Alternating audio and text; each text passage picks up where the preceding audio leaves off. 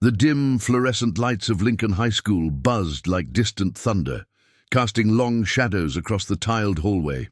It was well past midnight, the kind of hour when the world outside felt abandoned, and inside, only the echoes of a forgotten mop bucket rolling on wheels broke the silence. Ethan Hargrove, the night janitor, moved like a ghost through the corridors. His worn leather jacket, relic from a life long buried, hanging loose over his broad shoulders. At 52, Ethan was a man etched by time. Salt and pepper beard, framing a face scarred from a decade of riding with the Iron Vipers, a motorcycle club he'd left behind after a promise to his dying brother. That promise, to walk away from the roar of engines and the Brotherhood's code, to build something quiet, something safe. But promises, like old wounds, had a way of reopening. He paused near the gymnasium doors, wiping sweat from his brow, when a small voice pierced the quiet. A boy's plea, raw and trembling. "Please, mister, don't make me go home. He'll hurt me again." Ethan froze, his calloused hand tightening on the mop handle. Peering through the cracked door, he saw him, a skinny kid, no older than 12, huddled on the bleachers. Noah, the name came to Ethan unbidden. He'd seen the boy in the lunch line, always with bruises blooming like dark flowers under his sleeves, eyes darting like a cornered animal. The child clutched a backpack like a shield, tears carving tracks through the grime on his cheeks. The air smelled of polished wood and faint sweat, the gymnasium a cavern of empty echoes. Ethan's heart clenched, a familiar ache surfacing. Memories flooded back. His own childhood, in a rundown trailer on the edge of Dustville, fists from a father who drowned sorrows in cheap whiskey. He'd escaped on a stolen bike at 16, finding solace in the rumble of Harleys and the unyielding loyalty of the Vipers. But that life had cost him. His brother, gunned down in a turf skirmish, whispering on his deathbed, "Swear you'll leave it, Ethan. For me, build something real." He'd kept that vow, trading leathers for coveralls, the open road for these sterile halls. Yet here was Noah, a mirror of that broken boy Ethan once was, begging for the one thing he'd clawed his way toward, safety. Stepping inside, Ethan's boots echoed softly, deliberate. The boy startled, scrambling back, eyes wide with terror. "Hey, easy there," Ethan said, his voice gravelly but gentle, like the low hum of an idling engine. He lowered himself onto the bleachers a respectful distance away, not crowding the space. "Name's Ethan. I clean up around here at night. What's got you hiding out like this, son?" Noah wiped his nose on his sleeve, glancing toward the doors as if expecting shadows to lunge. "My stepdad, he gets mad, says I'm worthless. Tonight, after Mom left for work, he—" The words trailed off, the boy's small frame shaking. Ethan nodded, not pressing. His own scars itching under his shirt, a jagged line from a bar fight, another from shrapnel in Nam, though he'd never served. No, his wars were personal, fought in back alleys and desert highways. "I can't go back," Noah whispered. "The teachers don't believe me. Cops say it's family business, but it's not. It's hell." Ethan's jaw tightened, the weight of unspoken rage settling in his chest.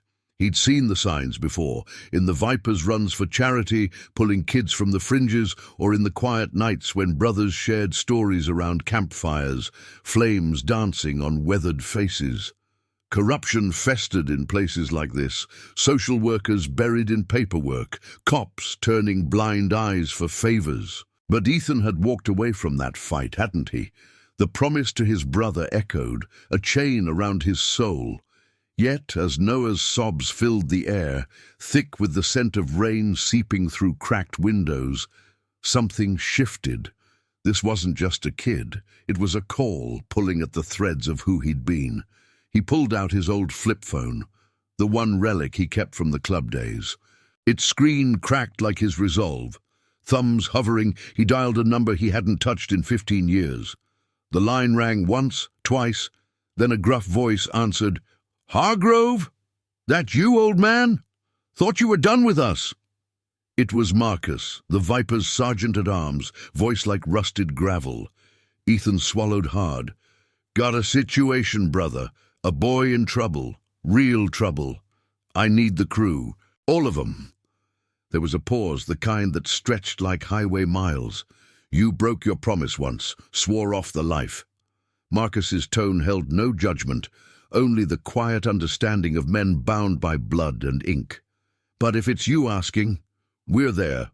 Dawn's Ride, 65 strong, rolling from the compound. Hell's Angels patched in from the border. Old allies, remember? For the kid." Ethan hung up, the phone heavy in his hand. He turned to Noah, who watched with wide, hopeful eyes. "You're not going anywhere you don't want to, son. Help's coming. Real help." The boy nodded, a flicker of trust breaking through the fear. Outside, the first hints of dawn painted the sky in bruised purples, the distant howl of wind promising storms or salvation. As the gymnasium lights hummed on, Ethan sat vigil, the weight of old oaths mingling with new ones. The road ahead wasn't just asphalt, it was redemption, carved from loyalty that time couldn't erase. And in that moment, with a child's plea hanging between them, Ethan knew some promises were worth breaking to keep the ones that mattered. The air grew heavier with anticipation, the faint rumble of approaching thunder. Or was it engines, vibrating through the walls? Noah leaned closer, whispering, "You promise?" Ethan met his gaze, the scars on his soul feeling a little less raw. "Yeah, kid, I promise." But dawn brought more than light. As the first rays pierced the windows, casting golden halos on the bleachers, Ethan heard it, the thunderous growl of motorcycles. A convoy swelling like a river from the horizon. 65 riders, leathers gleaming, patches from the Iron Vipers and Hell's Angels intertwined. A brotherhood reborn for one boy's sake. They pulled up in the school lot, engines cutting off in unison. A silence that roared louder than any fight. Marcus dismounted first, his massive frame silhouetted against the rising sun, nodding to Ethan as brothers reunited. "Told you we'd ride." The janitor stood, Noah at his side, the boy's hand slipping into his. This wasn't just intervention, it was a vow etched in chrome and dust, a family chosen in the face of darkness. And as the riders formed a protective circle, the world shifted, justice not by fists, but by the unbreakable code of those who'd lost everything and found honor in the ride. Yet shadows lingered, whispers of the stepfather's connections, a web of small-town corruption that reached into the precinct and beyond. Ethan felt the pull of his past, the Viper's oath clashing with his brother's dying words. But for Noah, he'd face it all, the ride just beginning, promising redemption in every mile. The sun climbed higher, turning the school parking lot into a sea of chrome and shadow, where 65 motorcycles stood like silent sentinels. Ethan stood at the center, Noah's small hand still gripped in his, the boy's eyes wide as he took in the sea of leather-clad figures, dismounting with purposeful grace. The air thrummed with the fading echo of engines, now replaced by the low murmur of voices, gruff greetings, the creak of boots on gravel, the faint scent of exhaust mingling with morning dew. Marcus approached, his broad shoulders cutting through the group like a ship's prow, a faded viper patch on his vest catching the light. At his side walked Lena, a no-nonsense nurse from the club's outreach runs, her ponytail swinging as she knelt to Noah's level, offering a gentle smile that cut through the tension like a warm breeze. "You're safe now, little one," Lena said, her voice steady, pulling a blanket from her saddlebag to wrap around the boy's shoulders. Noah nodded, clutching it close, the fabric soft against his skin, a barrier against the chill that went deeper than the autumn air. Ethan watched, a knot loosening in his chest. These weren't just riders, they were the remnants of his chosen family, men and women who'd patched wounds in desert motels and stood guard over lost causes. But as the group tightened their circle, whispers rippled through the ranks. Names dropped like warnings. Harlan Tate, the stepfather, a local enforcer with ties to the sheriff's office, his influence woven into the town's underbelly like rusted barbed wire. Ethan pulled Marcus aside, the two men stepping toward the edge of the lot where overgrown weeds brushed their knees. The rising sun painted their faces in warm hues, but Ethan's expression remained shadowed. "Harlan's not just some drunk," he murmured, voice low, the words tasting like dust on his tongue. "Kid's mom works doubles at the diner, leaves Noah alone with him. Signs of trouble, marks on the arms, flinching at loud noises. Cops dismissed it last time, called it roughhousing. But I know the look, brother. It's the same hell I crawled out of." Marcus rubbed his stubbled chin, eyes scanning the horizon where the town's silhouette loomed, a cluster of faded storefronts and flickering neon. "You broke your promise to ride again, Ethan, for this." There was no accusation, only the weight of shared history, the nights they'd spent under starlit skies, engines cooling as they traded stories of brothers lost to the road. Marcus had been there when Ethan's sibling drew his last breath in a dusty hospital room, the monitors beeping like accusatory heartbeats. The Vipers remember. Hell's Angels too, old pact from the border runs. But this ain't a turf war, it's personal. Harlan's got pull. Word is the precinct's turning a blind eye for campaign donations. We ride in loud. We risk the whole crew. Ethan's gaze drifted back to Noah, now surrounded by a few riders who knelt to his height, sharing quiet jokes that elicited the boy's first tentative smile. One, a veteran named Tyler, with a prosthetic leg from a long-ago accident, pulled a candy bar from his pocket, unwrapping it with exaggerated care. The simple act stirred something in Ethan, a reminder of the club's code, not of vengeance, but of protection. The kind that built walls against the world's cruelty. "I walked away to honor Jake," Ethan said, invoking his brother's name like a talisman. "But this is honoring what he taught me. Loyalty over silence. If we don't step up, who will? Not the suits in City Hall, buried in their ledgers." The decision hung between them, thick as the fog rolling in from the nearby river. Marcus nodded slowly, clapping a hand on Ethan's shoulder, the gesture solid as an oath. "Then we do it clean. Escort the kid to a safe house, Lena's clinic in the next county. Rally the allies, make noise without fists, show this town what real justice looks like." As they turned back, the group parted to let them through, a ripple of solidarity passing like a wave. Noah looked up at Ethan, the blanket draped like a cape. "They're like guardians?" the boy asked, voice small but laced with wonder. "Something like that," Ethan replied, ruffling the kid's hair gently. The riders mounted up in pairs, engines coughing to life in a staggered roar that shook the ground, dust swirling in golden spirals. But before they could roll out, headlights pierced the lot from the main road.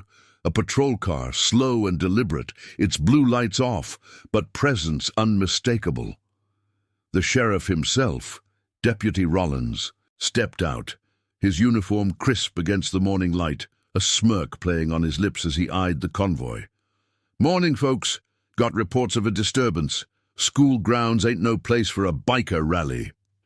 Tension crackled like static, hands hovering near handlebars, but Marcus raised a palm, signaling calm. Ethan stepped forward, Noah tucked behind him, the boy's breathing quickening. "No disturbance, deputy. Just friends helping a friend. Boy here's scared to go home. You know why." Rollins's eyes narrowed, flicking to Noah, then back to Ethan. Recognition dawning, the janitor with a past, whispers of old club ties. "Family matters, Hargrove. Stay out of it, or you'll drag this whole circus down with you." The words landed like a gauntlet, stirring murmurs from the riders. Ethan felt the pull of his old life, the urge to rev and ride, but he held steady, voice even. "This ain't about circus. It's about keeping a promise. To a kid who deserves better than your family matters excuse." Rollins paused, the air heavy with unspoken threats, the scent of authorities' cologne clashing with leather and oil. Finally he shrugged, retreating to his car. Your funeral. But Harlan Tate don't take kindly to interlopers. The engine growled to life, taillights fading into the distance. As the convoy prepared to move, Lena hoisted Noah onto a sidecar rigged for the ride, securing him with straps that spoke of countless rescues.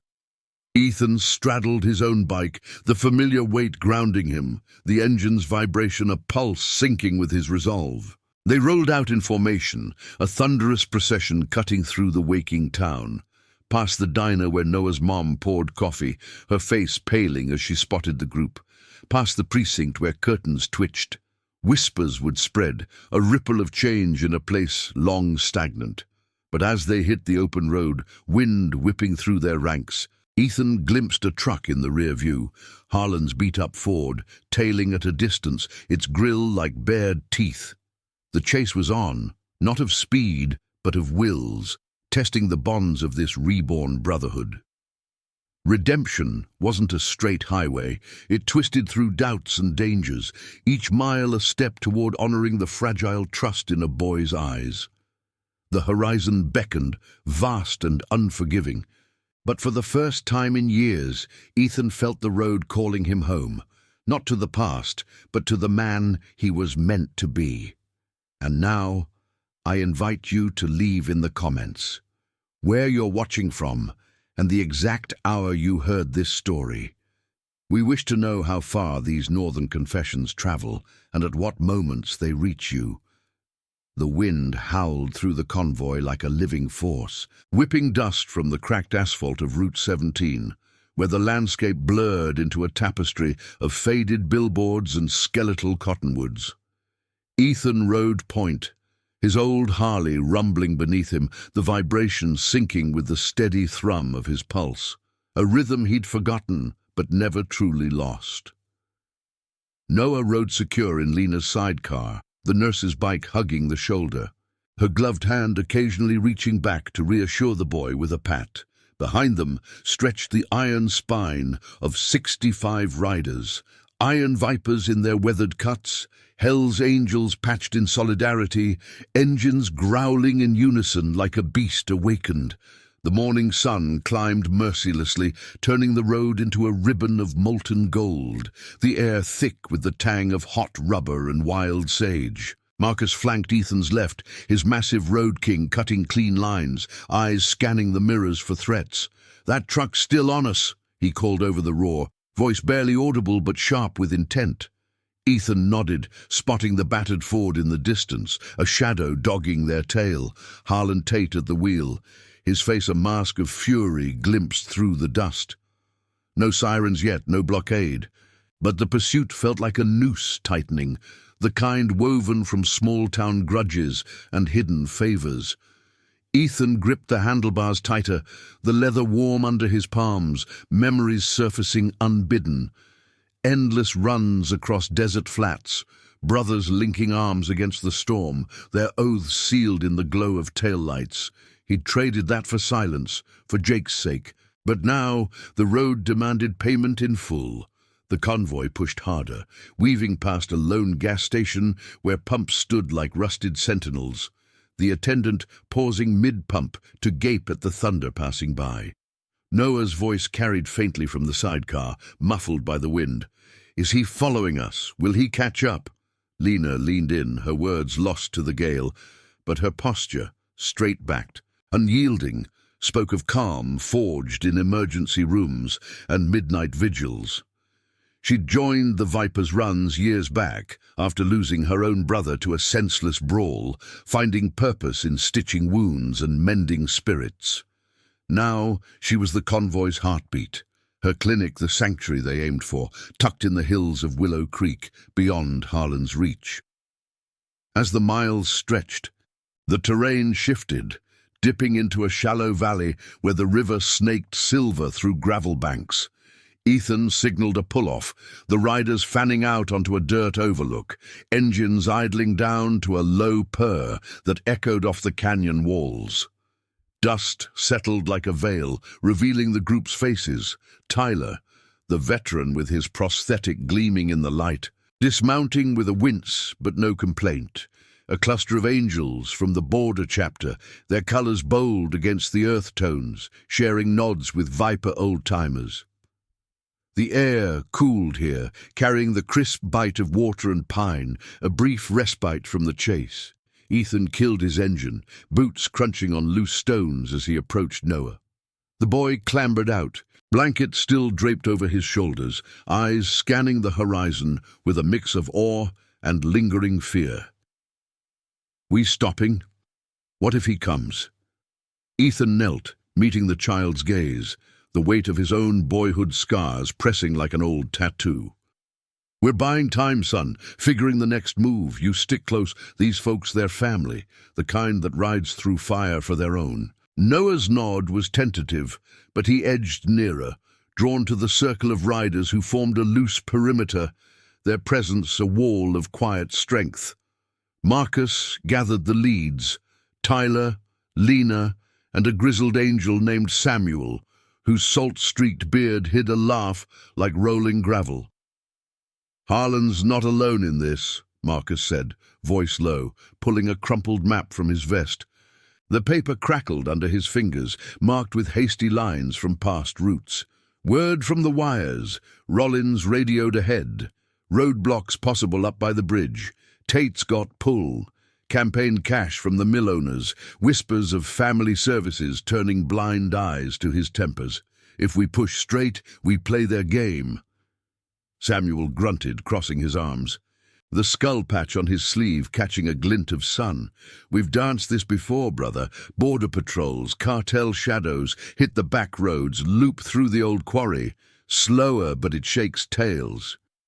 Debate rippled through the group, voices overlapping in the canyon's hush, concerns for Noah's safety clashing with the urge to confront, to roar into town and demand reckoning. Ethan listened, the delimacy twisting like barbed wire in his gut. His brother's voice echoed, "Leave the fight, Ethan. Build quiet." But quiet had failed Noah, left him begging in shadows. This ride was breaking that vow, yet honoring a deeper one, the code of protection that bound these riders, chosen not by blood, but by miles and mercy. Lena spoke up, her tone cutting through. "The boy's showing signs of strain, exhaustion, shallow breaths. We can't drag this out. Clinic's got a doc on call, beds ready, but if Harlan closes in..." She trailed off, eyes flicking to Noah, who sat on a rock, tracing patterns in the dirt with a stick. Ethan stepped forward, the group's eyes on him. The janitor turned reluctant leader. "We go the quarry way. No guns, no clashes, just smart riding. Get Noah safe, then we circle back, talk to the mom, lean on the allies in county, show 'em justice ain't locked in a badge." Murmurs of agreement rose, fists bumping in silent pacts, the air charging with resolve. Tyler clapped Ethan's back, his prosthetic hand solid. "Like old times, but better for the kid." They mounted up, the convoy reforming with practiced precision, engines igniting in a staggered symphony that vibrated through the earth. As they peeled back onto the blacktop, veering onto a rutted side path that wound through scrub and shadow, the Ford's silhouette faded in the mirrors. Harlan thwarted for now, but the pursuit lingered like smoke. The quarry road twisted narrow, cliffs rising on one side, the river's murmur, a constant companion below. Wind tugged at jackets, carrying the faint scent of damp stone and freedom. Halfway through the cut, trouble stirred. A fallen branch blocking the path, too deliberate to be chance, tire tracks fresh in the mud. Riders braked hard, dust clouds blooming. Ethan signaled halt, dismounting with Marcus, hearts pounding in the sudden quiet. "Ambush," Marcus whispered, hand near his belt, but Ethan shook his head. "Sabotage, Harlan's work or his friends." They cleared it swiftly, muscles straining, the group inching through single file, tension coiling like a spring. Emerging onto clearer ground, the clinic's lights winked in the distance, a beacon amid the hills. Noah's face, pressed to the sidecar's edge, lit with tentative hope. But as the sun dipped toward noon, casting long shadows across the path, Ethan's phone buzzed, a text from an old contact. "Tate's rallying boys at the mill. Sheriff's en route. Ride careful." The words sank in, a reminder that corruption's web stretched far, testing loyalties forged in fire. The convoy pressed on, miles blurring into a testament of endurance, each rumble a vow against the darkness. Ethan rode with renewed fire, the road not just escape, but reclamation, a path where broken promises mended into something unbreakable, for Noah, for the brotherhood, for the man Jake had wanted him to be. Yet ahead, the hills hid more than shelter. They concealed the true test of honor, where silence would no longer suffice. The clinic in Willow Creek emerged from the haze like a fortress carved from the hills, its whitewashed walls glowing under the midday sun, surrounded by a chain-link fence that whispered of guarded hopes. Ethan eased his Harley to a stop at the gate, the engine's final cough echoing off the gravel lot, where wildflowers nodded in the breeze carrying hints of pine resin and distant rain. The convoy fanned out behind him, 65 bikes settling into rows like soldiers at rest, their riders dismounting with the quiet efficiency of those who danced with danger too many times. Noah hopped from Lena's sidecar, his small boots scuffing the dirt, eyes darting from the building to the encircling guardians, a flicker of relief softening the tension in his shoulders. The air here felt cleaner, untainted by the town's stifling grip, but Ethan knew sanctuary was fragile. Promises like this demanded vigilance. Lena led the way, her keys jingling as she unlocked the gate, the metal clanging with a finality that sealed their arrival. Inside, the clinic's lobby hummed with subdued life, fluorescent lights casting a soft glow over worn chairs and posters urging community strength, the faint scent of antiseptic mingling with fresh coffee from a side room. Dr. Amelia Grant, a sharp-eyed woman in her 40s with a Viper ally patch sewn discreetly on her scrubs, met them at the door. Her face, lined from long shifts and longer secrets, lit with recognition as she clasped Lena's hand. "Heard you were coming. Room's ready. Quiet wing, away from prying eyes." Noah hesitated at the threshold, clutching the blanket like a talisman, but Lena's gentle nudge coaxed him forward, her voice a soothing anchor. "This is home base now, kid. No one's getting through without answering to us." Ethan lingered outside with Marcus and Tyler, the three men forming a loose triangle near the bikes, the sun warming their leathers as they scanned the winding road below. The quarry path had shaken Harlan's tail, but the text's warning gnawed at Ethan, mill hands rallying, sheriff's cruiser en route. It wasn't just pursuit, it was a calculated snare, the kind that ensnared the unwary in webs of favor and fear. "We can't leave the boy exposed," Ethan said, his voice gravel over the crunch of shifting gravel underfoot. "But storming back means dragging the whole crew into the fire." Jake's words, they haunt me. Build quiet. Yet here we are, roaring loud. Marcus leaned against his bike, arms crossed, the tattoos on his forearms, a coiled serpent from their Viper days, rippling as he flexed. "Quiet got us nowhere with the system. This is about the code, brother. Protection first. Harlan's not stopping at shadows, he's got the law in his pocket." Tyler nodded, his prosthetic leg planted firm, the click of its joint a subtle reminder of battles won through grit alone. "I called in favors from the county outreach, old vet network. They're digging on Tate. Complaints buried, Mum's shifts manipulated to leave Noah vulnerable. Signs of aggression in the reports, but stamped unsubstantiated. Corruption's the real enemy here, not one man's rage." The words hung heavy, stirring the air like the low buzz of cicadas in the nearby brush. Ethan felt the pull of his past, the Iron Viper's runs where they'd exposed crooked badges, not with bullets but with unyielding truth. Witnesses rallied, stories amplified, until the light pierced the dark. But this felt personal, a mirror to his own escape from a father's fists, the bruises that faded but never fully healed.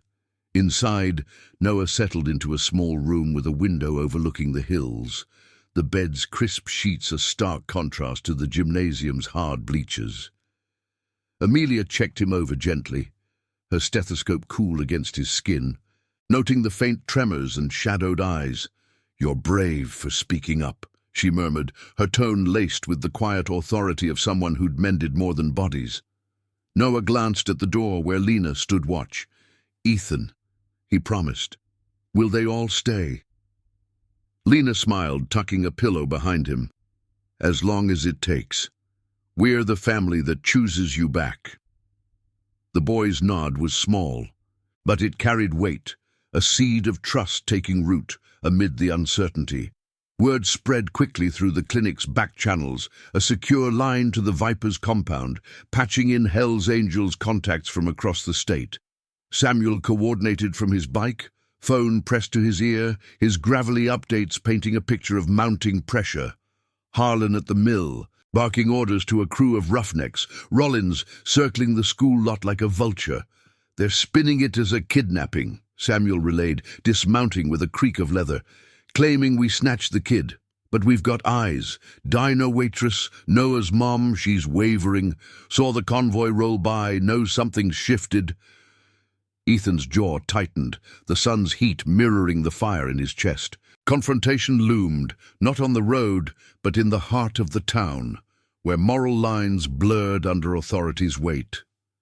As afternoon shadows lengthened, casting elongated patterns across the lot, a decision crystallized. Ethan gathered the core group in the clinic's side yard, under the shade of a sprawling oak whose leaves rustled like whispered oaths. "We ride back at dusk, not to fight, but to witness. Escort the mom out, get her statement on record with neutral ears. Rally the quiet allies, vets, nurses, folks tired of the silence. Show Harlan and his sheriff that loyalty outlasts bribes." Murmurs of assent rose, fists raised in solidarity, the group's energy coiling like a spring ready to unleash not chaos, but clarity. Marcus clapped Ethan's shoulder, the gesture bridging years of absence. "You're leading this, old man, like you never left." But as they prepped the bikes, engines primed for the return, a distant rumble intruded. Not thunder, but the growl of incoming vehicles. Headlights flickered on the ridge, a line of trucks cresting the hill, Harlan's Ford at the lead, flanked by unmarked rides and a sheriff's SUV. Rollins's voice crackled over a bullhorn, echoing down the slope. "Stand down, riders. This ends now. Kidnapping charges for all." Tension spiked, hands itching toward ignitions, but Ethan raised a fist, holding the line. Noah peered from the window, face paling, the fragile piece fracturing like glass under pressure. The standoff stretched, dust devils swirling in the breeze, the air thick with the scent of impending storm. Ethan stepped forward, voice steady over the idling engines. "This isn't kidnapping, deputy. It's salvation. The boy's safe because we answered when no one else would. You want him? Come clean. Face the truth about Tate's shadows."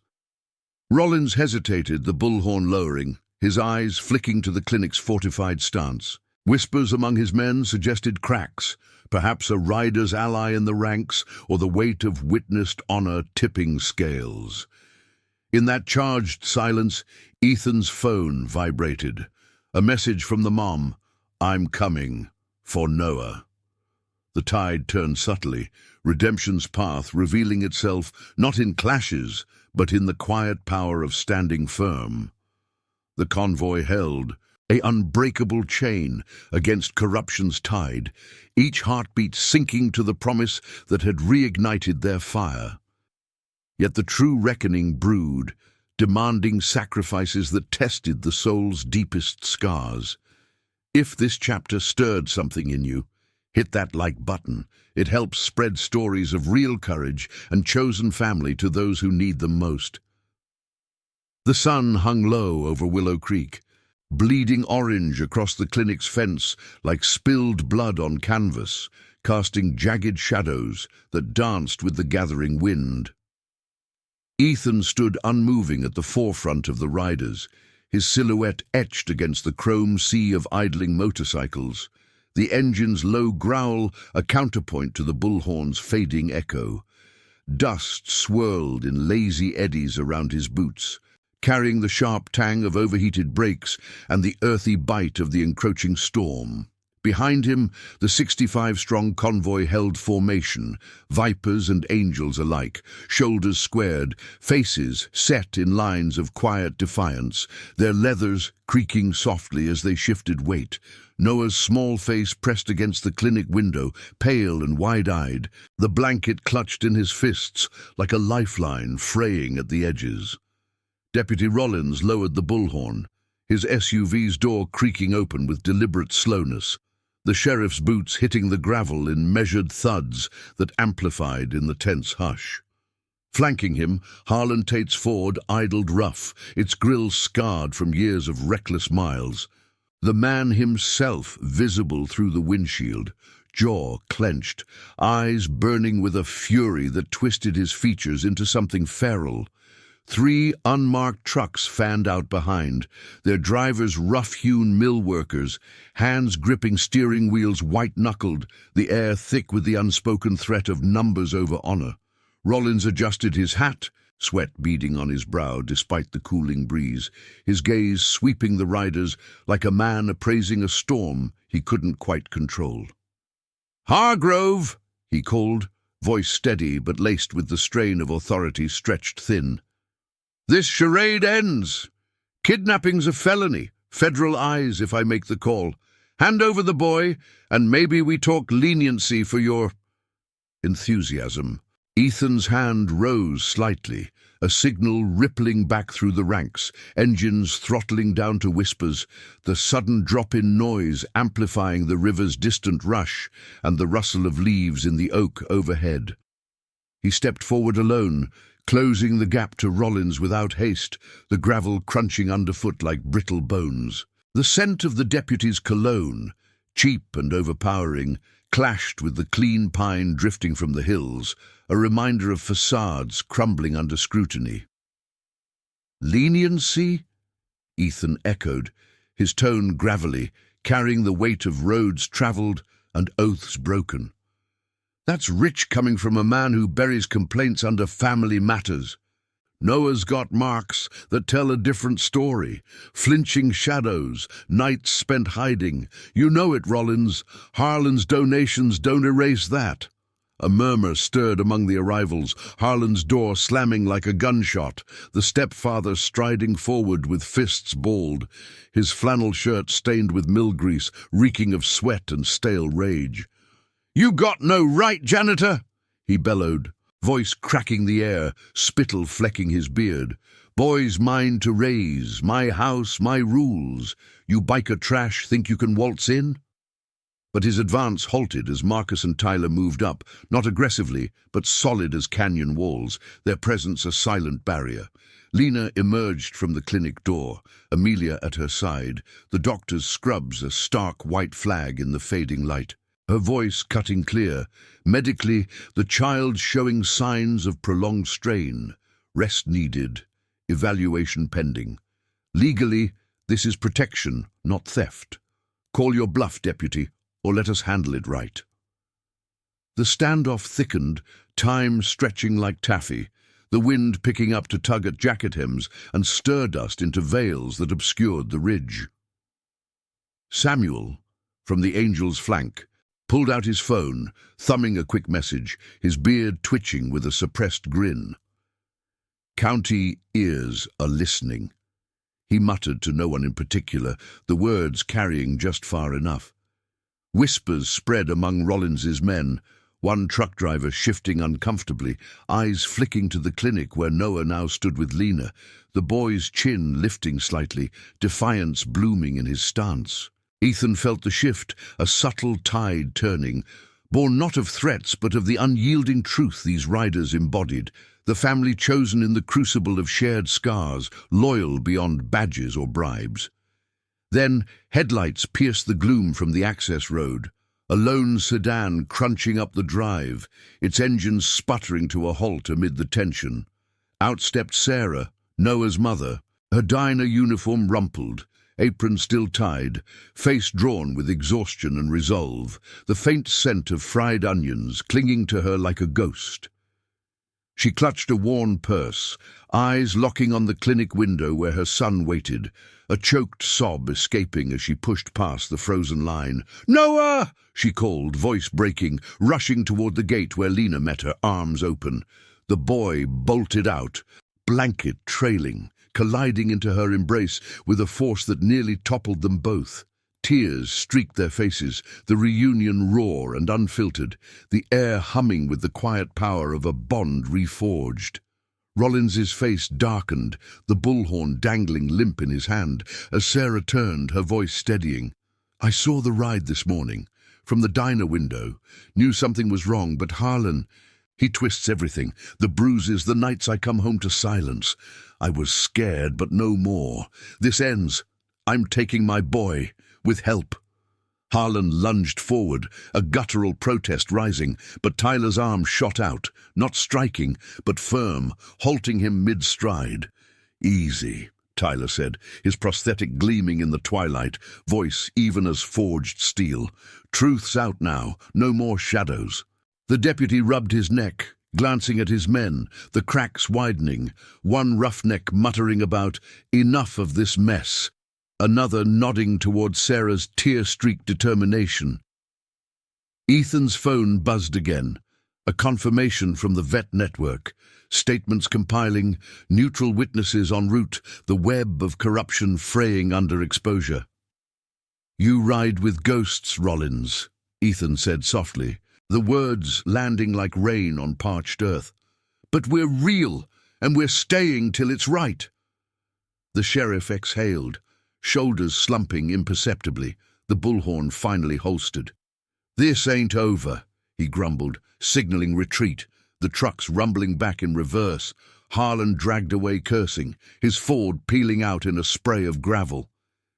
As the ridge cleared, the convoy exhaled collectively, engines firing up in a victorious rumble that echoed through the valleys, not aggressive but affirming, a symphony of solidarity under the emerging stars. Sarah knelt with Noah, whispering promises of safer horizons, while Amelia guided them inside, the clinic's lights blooming warm against the dusk. Ethan leaned against his bike, Marcus at his side, the weight of the day settling like a well-earned ache. "Broke Jake's vow," he murmured, but Marcus shook his head, clapping his back, honored it deeper. Loyalty like this? It's the quiet that builds legacies. Yet, as night deepened, the river's murmur turning to a steady rush, Ethan spotted distant taillights flickering on the horizon, not retreating, but circling. Harlan's grudge, a lingering ember. The ride homeward loomed not just miles, but a final gauntlet, where redemption demanded one last stand against the darkness that birthed it all. The Brotherhood tightened ranks, engines purring in anticipation, the stars above witnessing oaths renewed in the heart of chosen kin. The night sky over Willow Creek unfurled like a vast black canvas, stars pricking through the veil as the last echoes of retreating engines faded into the river's steady murmur. Ethan stood in the clinic's gravel lot, the cool dusk air brushing his face like a forgotten whisper, carrying the faint, acrid tang of exhaust mingled with the damp earth from the hills.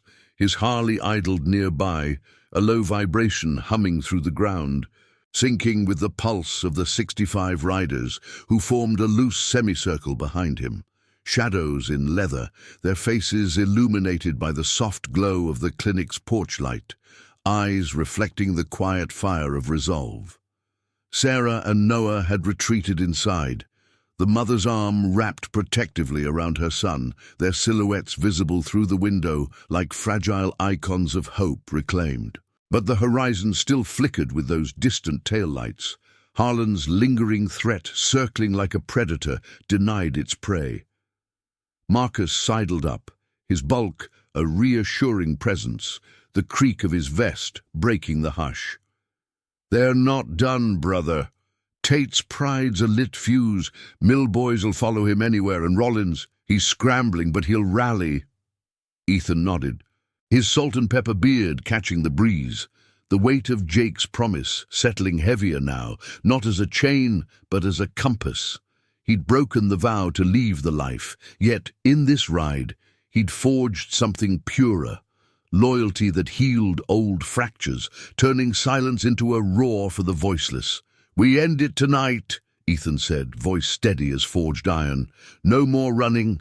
We go to the source, the mill, get the truth out face to face. Sarah's ready to speak. The vet network's got recorders rolling. This town's rot ends with light, not shadows."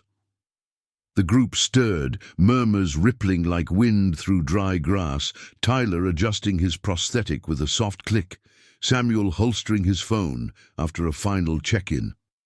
Lena emerged from the clinic door, her ponytail disheveled, but eyes sharp, nodding to Ethan. Noah's resting, Amelia's watching. Mum's got stories that could crack the sheriff wide open, Harlan's tempers, the way complaints vanished like smoke. She paused, glancing at the stars. "But be careful, this is about justice, not settling scores." The riders mounted in unison, engines igniting in a staggered symphony that built from purrs to thunder, the vibrations shaking loose pebbles across the lot. Ethan straddled his bike last, Noah's earlier plea echoing in his mind. "You promise?" A vow he'd etch into the night. They rolled out under the moon's pale gaze, the convoy a serpent of chrome winding down the hillside road, headlights slicing the darkness like beacons of intent. The air grew thicker, with the scent of pine giving way to the industrial bite of the mill district, smoke from cooling stacks, the metallic tang of machinery idling through the witching hour. Route 17 curved into the town's frayed edges, past shuttered diners and flickering street lamps, the riders' formation tight, a rolling testament to chosen bonds.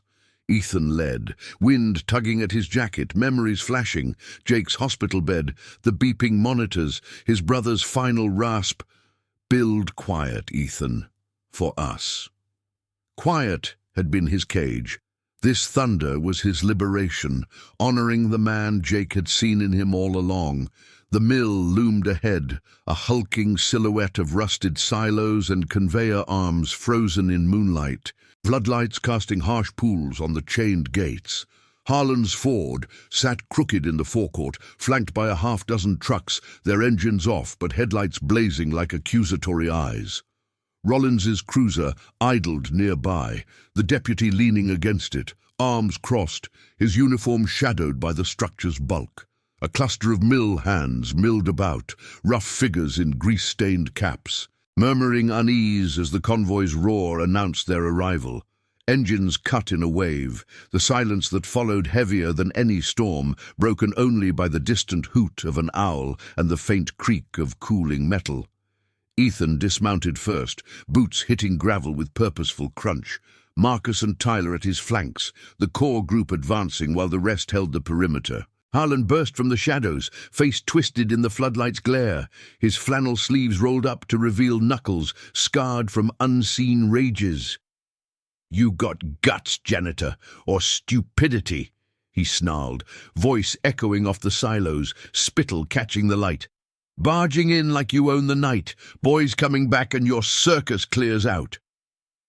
Rollins straightened, hand hovering near his radio, but his eyes betrayed the fracture. Earlier standoffs had sown doubt, whispers from his own ranks about buried truths surfacing. Sarah's sedan pulled up then, modest and unassuming, its tires whispering to a halt at the gate. She stepped out, Noah absent, but her resolve steel-clad, clutching a folder of faded papers, old notes, witness scribbles from diner patrons, timelines of nights gone wrong. Lena and Amelia flanked her, the nurse's presence a bridge to the clinic's sanctuary. "No more lies, Harlan," Sarah said, her voice carrying clear over the tension, the air thick with the mill's oily residue. "The marks on my son, the doors locked from outside, the way you made me doubt my own eyes. I worked those shifts thinking it built a home, but it was a cage. Not anymore." The words landed like stones in still water, ripples spreading, mill hands shifting, one muttering, "Heard that before," another nodding toward the folder. Rollins cleared his throat, the sound amplified in the hush, his gaze flicking to the rider's unyielding line. "This is private property. Statements can wait for official channels." But Ethan stepped closer, the group a wall of quiet power. No weapons drawn, but honor bared. "Channels you control? We've got recordings, Sarah's account, Noah's words from the gym, allies from county stepping up. The family matters excuse crumbles under light deputy. Harlan's donations bought silence, but not anymore. We're here for the boy, for the truth that heals." Harlan lunged, a guttural curse escaping, but Marcus's arm barred him, the sergeant's bulk unmoving. "Stand down," Marcus growled, not with threat but finality, the code of restraint holding firm. The stepfather faltered, eyes wild, as Sarah's voice rose again, detailing the shadows, the flinches at raised voices, the hidden pains that no badge had touched. Murmurs swelled among the hands, one stepping forward, cap in hand. "Seen enough. Tate's rages spill over. Lost a shift to his fits once. Ain't right." Cracks widened, Rollins's radio crackling with an incoming call, county dispatch, neutral voices demanding logs, the web unraveling in real time. The deputy exhaled, shoulders sagging under the weight of exposure, holstering his hand as Harlan slumped against his truck, defeated fury giving way to hollow defeat. "Get him out," Rollins muttered, waving his men back, the trucks firing up in retreat, taillights bleeding red into the night. Sarah turned to Ethan, tears tracing her cheeks, gratitude in her nod. "You gave us a way out. For Noah." The riders exhaled as one, engines rumbling to life, not in triumph but affirmation, the convoy peeling away under the stars, leaving the mill's shadows diminished. Back at the clinic, dawn's first blush painted the hills gold as Ethan parked, the group dispersing with handshakes and quiet words. Bonds reforged in the night's forge. Noah waited at the door, blanket discarded, a small smile breaking through. "It's over?" Ethan knelt, ruffling his hair. "For now, but promises stick. You build from here, with family that fights fair." Jake's spirit felt closer, not broken but whole, the quiet Ethan had built now echoing with purpose. As the sun rose, the road stretched open, redemption's miles endless but shared. The Brotherhood rode on, guardians of oaths that outlasted storms, their legacy woven in the lives they lifted from darkness. Thank you for riding this journey with us. Stories like Ethan's remind us of the power in chosen loyalty. If it touched you, subscribe for more tales of quiet courage and hit the bell to never miss a chapter. Your support keeps these northern confessions rolling to hearts that need them.